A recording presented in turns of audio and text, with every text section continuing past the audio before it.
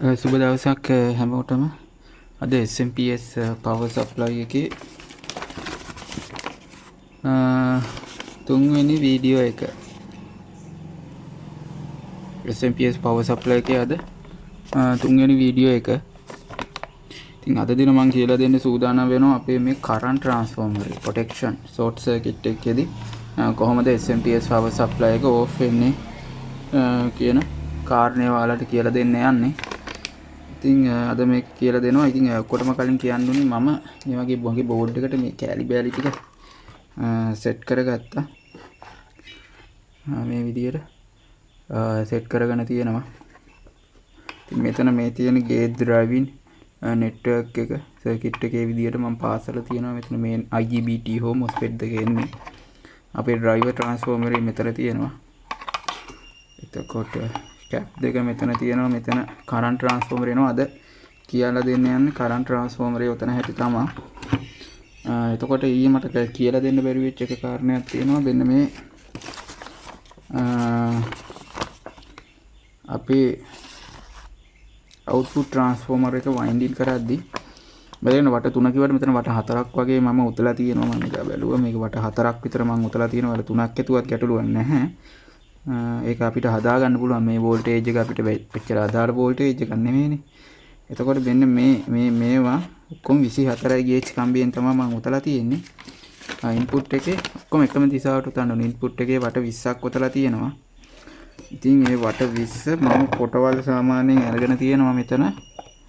1 2 3 4 5 පොටවල් 6ක් එකට තියලා මහත කම්බියක් හදාන් තියෙනවා. මොකද දැන් ගේජ් 15 18 වගේ ලොකු කම්බියක් ගත්තොත් මේක උතා ගන්න අමාරුයි. මේ හයිය නෑනේ මේ කෝ එක. ඉතින් වට පොටවල් 8ක් 1 2 3 4 5 6 7 8ක් අරගෙන තමයි වට 20 උතලා තියෙන්නේ. පොටවල් 8ක් එකට තියලා දැන් කියන්නේ මේ කම්බියෙන් ඒක මම කලින් චොපර් උතන එකේ කියලා දුන්නේ වීඩියෝ එක බලන්න. පොටවල් 8ක් එකට තියලා තමයි මේ වට 20 උතාගෙන තියෙන්නේ. ඊට පස්සේ 18 දෙකක් උතලා තියෙනවා. 18 දෙකේ අර ඩොට් එක තියෙනවා ආරම්භය. මේකේ වට 18ක් උතලා තියෙනවා. බලමු කම්බි කීයකින්ද උතලා තියෙන්නේ කියලා. සාමාන්‍ය කම්බි 4කින් වගේ මේ තියෙන්නේ. 22කින්ම 4කින් අඩුයි.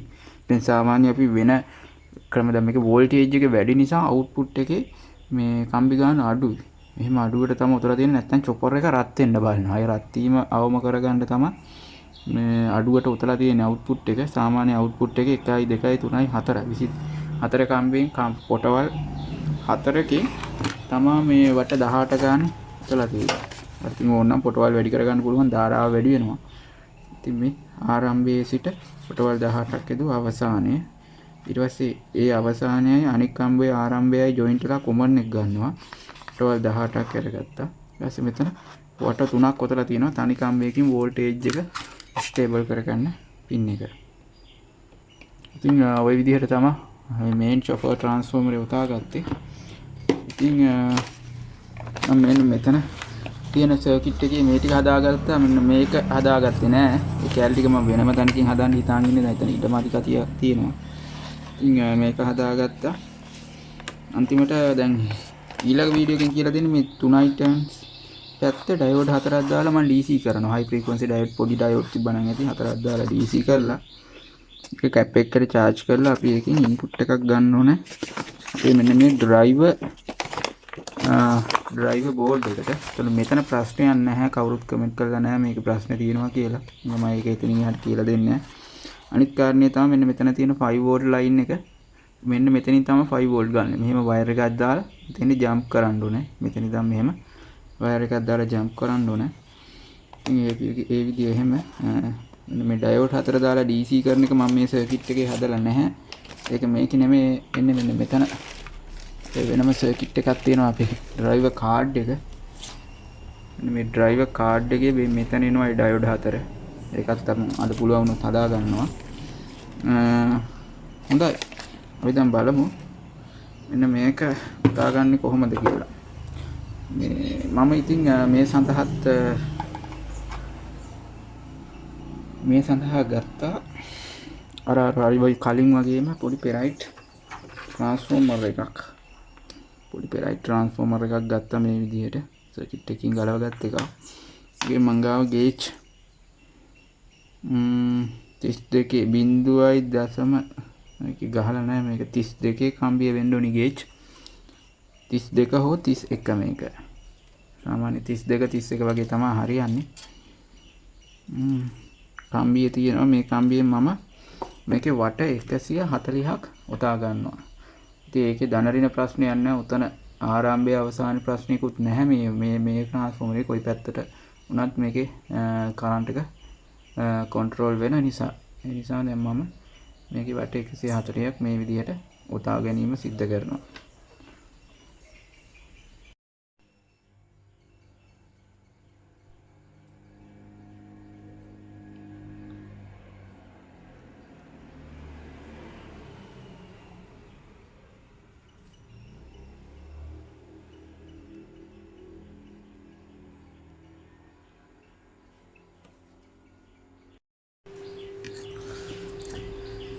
හරි දැන් මම මේ විදිහට වට 40ක් ඔතා ගත්තා දැන් මම මෙතන ඉන්සුලේෂන් එක අහක් කර ගැනීම සිද්ධ කරනවා කොයිල් කම්බිය හොඳයි ඔයාලට පේනවා මම මේ විදිහට ඉන්සුලේෂන් එක අහක් කරගෙන තියෙනවා මෙන්න මෙතන ඊට පස්සේ මේ විදිහට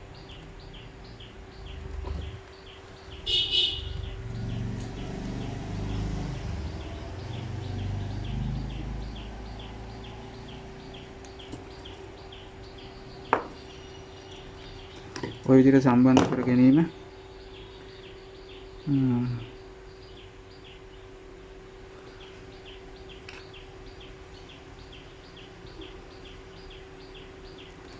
කර ගැනීම සිද්ධ කර ගන්නවා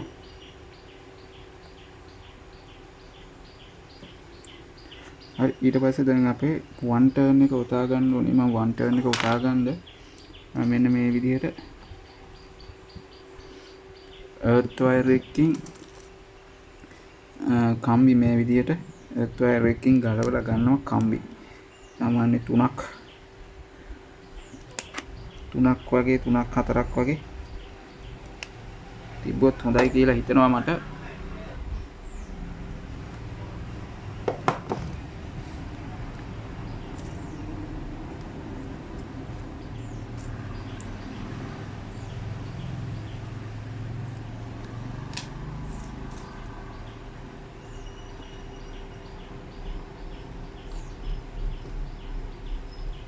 මේ විදිහට earth wire එකකින් කම්බි පොටවල් 4ක් විතර මම ගලවලා ගත්තා. හරි ඊට පස්සේ මම කරන්නේ මෙන්න මේ විදිහට මාස්කින් පටි කෑල්ලක් කපාගෙන තියෙනවා මාස්කින් ටේප් එකකින්. ඊපස්සේ මේ කොයිල් එක වටා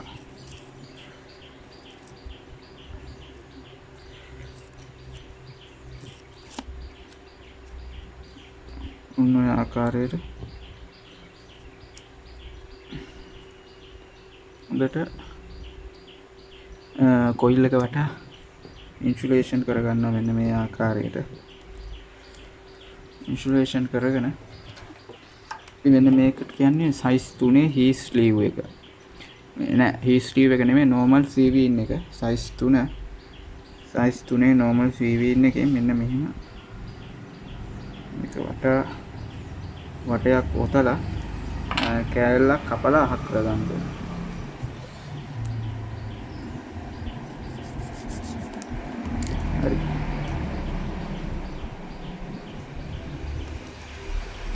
size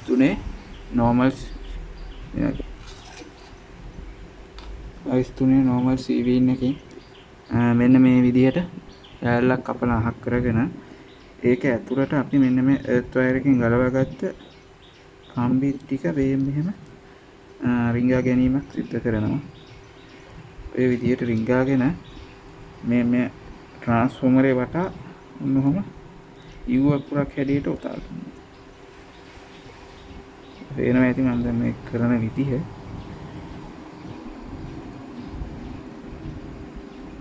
ආකාරයට U අකුරක් හැඩයට උතා ගන්නවා උතාගෙන මේ ෆෙරයිට් කැරි දෙකේ ෆෙරියේෂන් ඇතුල් කර ගැනීම සිද්ධ කරන්න ඕනේ හරි මට පොඩි වෙහෙසක් දැනන්න උනා මේක රිංගවා ගැනීමට මොකද මගේ ට්‍රාන්ස්ෆෝමරේ චුට්ටක් ඉදමති වුණා නමුත් මම කොහොම හරි ප්‍රිවියස් එකේ මේ විදිහට පැත්තේ රයිට් කෑල්ල දෙක කැඩෙන්නේ නැති වෙන ගානට මේ විදිහට ඇතුළට රින්ග වගන තියෙන කොයිල් ටික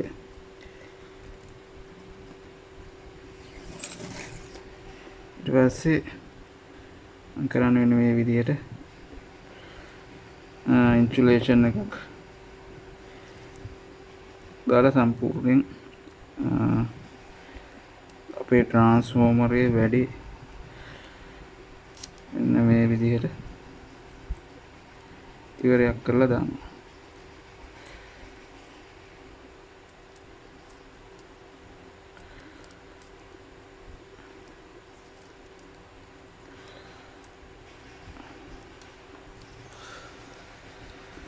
ඉතින් මේකට තමයි අපි කියන්නේ කරන්ට් ට්‍රාන්ස්ෆෝමරය කියලා. මේ පැත්තේ එක වටයයි තියෙන්නේ. තියෙන තනි වටේ සහ මේ පැත්තේ වට 140ක් පමණ තියෙනවා.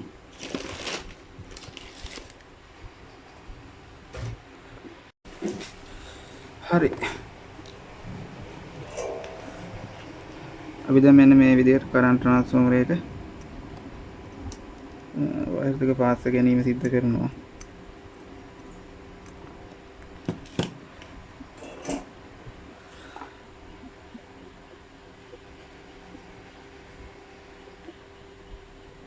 කරන්ට් ට්‍රාන්ස්ෆෝමරේ වයර් දෙක මේ විදිහට පාස් කරගෙන මේ කරන්ට් ට්‍රාන්ස්ෆෝමරේ මෙන්න මේ අපේ පාස් වයර් දෙක උඩට හිටිනසේ සර්කිට් එකට සම්බන්ධ කර ගැනීම සිද්ධ කරනවා. මෙතන තමයි සම්බන්ධ වෙන්නේ.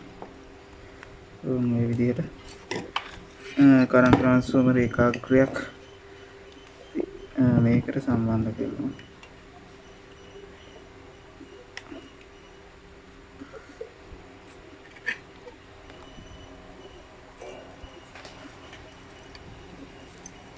මේ පාස්සන්නේ ඩයග්‍රෑම් එකේ විදිහට ඔයාලා ඩයග්‍රෑම් එකේ විදිහට මේක බලාගෙන පාස්සන්ද මේ අර කැපැසිටර්ස් දෙක එනවනේ කැපැසිටර්ස් දෙක එක තැනකට සම්බන්ධ වෙනවා කරන්ට් ට්‍රාන්ස්ෆර් ඒක ඔය ෆෑස්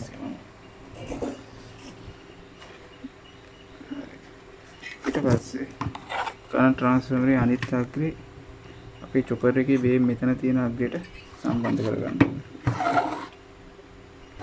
මේ අග්‍රයට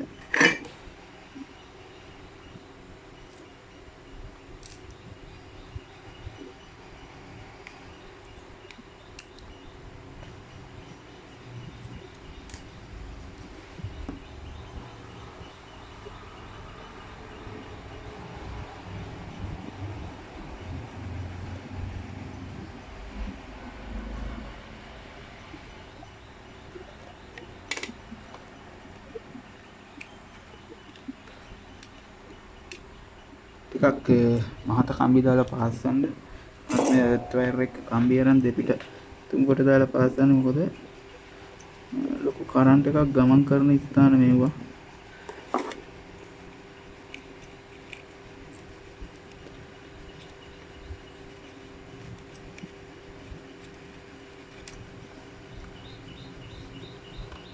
ඒතරේ යන කරන්ට් එකට ඔරොත්තු දීම සිද්ධ වෙන්න ඕනේ. පියර් 10ක් විතර ගමන් කරන නිසා ද මහත කම්බි දාලා පාස්ස ගන්න ඕනේ ඔය විදියට.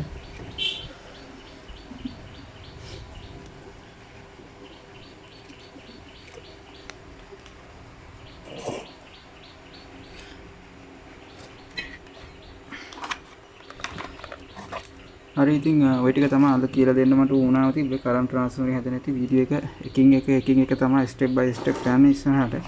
ඊළඟ දවසේ මෙතන 12 වෝල්ට් DC කරන සෙක්ෂන් එක විතරක් කියලා දෙන්න. ඒක හදලා අපි ඩ්‍රයිවර් බෝඩ් එක නිකන් මේකට තියලා බලමු. හිතුනොත් මේකයි මෙන්න මෙතන මේන් කරන්ට් එකේ DC කරන එකයි ඩ්‍රයිවර් බෝඩ් එක තියෙන එකයි ඔක්කොම ඊළඟ වීඩියෝ එකේදී කතා කරමු. ප්‍රශ්න තියෙනවා නම් යටින් අහන්න. ප්‍රශ්න අහන්න නැතුව යන්න එපා. එතකොට මමත් හිතන්නේ ඔයාලට ප්‍රශ්න නැහැ කියලා මේක හදුද්දි. ඔයාලා ප්‍රශ්න නැහැ වගේ ඉන්න එපා. එතකොට ටිකක් අමාරුයි මේ වැඩේ දිගට කරගෙන යන්න. ප්‍රශ්න තියෙනවා නම් අහන්න. ප්‍රශ්න වලට උත්තර හිවීමෙන් තමයි මේක මේ පුළුවන් වෙන්නේ. නැත්තම් කාගෙන් හරි SMPS එකක් හදලා දෙන්න අරකයි මේක කියලා ඉල්ලන්න වෙනවා. ඉතින් ඒ නිසා තමයි මම මේ මුලින් ඉඳන් අගට ඔයාලට කියලා දෙන්නේ මේ සර්කිට් එක හදන හැටි.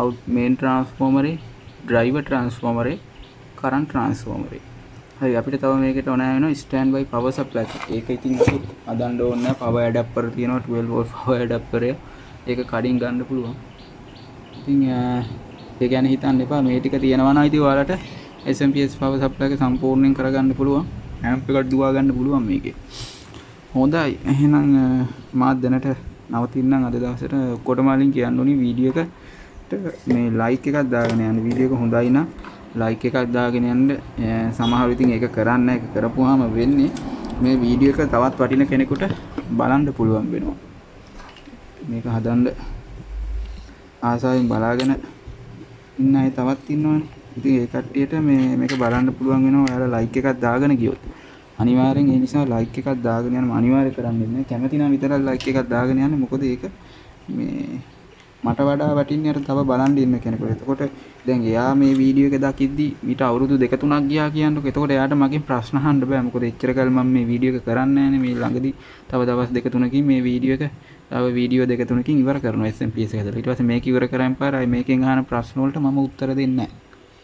අපි මේ වීඩියෝ එක කරන ගමන්ම තමයි ප්‍රශ්න අහන්නේ. එතකොට දැන් මේ වීඩියෝ එක හිතන්නකො 100ක් බලන් ඉන්නවා කියන. ඉතින් ඒ 100 දෙනාටම මේක බලන්න පුළුවන්. ඔයාලා මේ ලයික් එකක් දැම්ම මොකද ඒ ඉතුරු කට්ටිය තව අවුරුද්දකින් විතර මේක බැලුවට ඉතින් උත්තර දෙන්න වෙන්නේ නැහැ මොකද තව දවස් මේ වීඩියෝ තව 3යි 4යි තියෙන එක මම තව මාසයක් වගේ යද්දි කරනවා ඒ හිමිහිට කරන්නේ මේ බලන අය බලලා ප්‍රශ්න අහන අයට ප්‍රශ්න අහන්න ඉඩ දෙන්න. මොකද නැත්තම් මේකෙන් ප්‍රශ්නේ ආයේ මට කියලා දෙන්න අමාරුයි. මොකද ආයෙ ඊට පස්සේ මේකට ආයෙ වීඩියෝ එකක් කරන්න වෙනවා.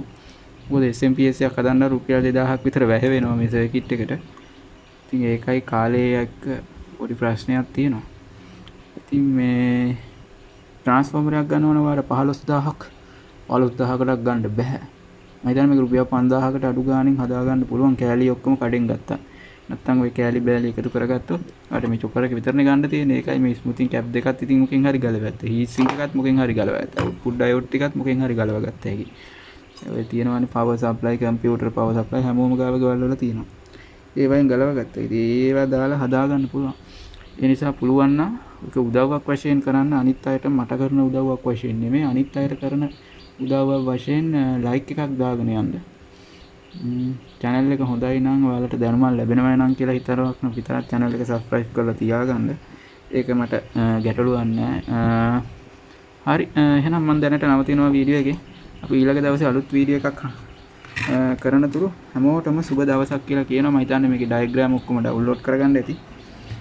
හැමෝටම සුබ දවසක් කියන ගම මම මේ පැත්තෙන් නවතිනවා.